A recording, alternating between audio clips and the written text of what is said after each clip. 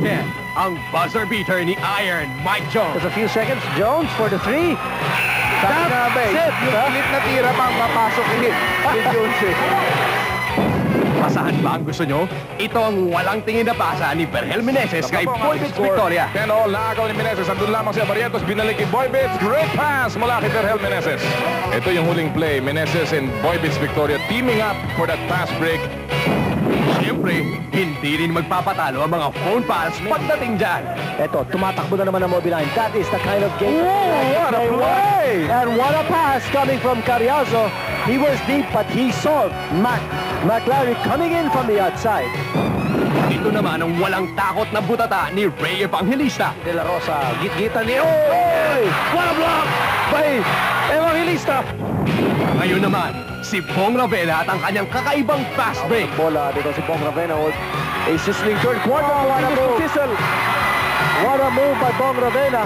Alam mo, kilos na yun. Iniwanan niya yung dalawa. Isang pagpapatunay ng pagbabalik ni Mr. Excitement, Bong Alvarez. Pero dito, wow!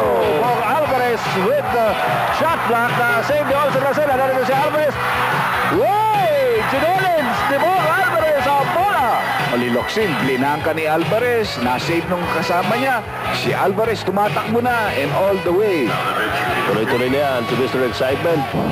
Si Iron Mike Jones, hindi lamang magaling sa opesa, sa depensa rin. He's playing his 310.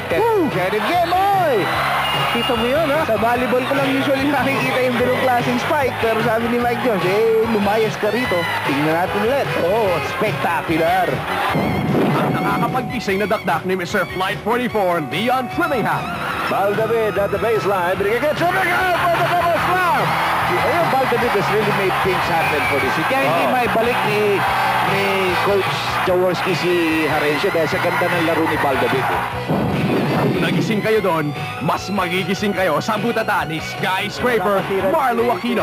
Trying to move in. It's blocked! Ano naman ang Marlo Aquino? Dito, ito yung una. Basang-basa ni Marlo. Huling-huli ka. Block number 1. Ito pa isa. Ito, block number 2 coming from Marlo Aquino.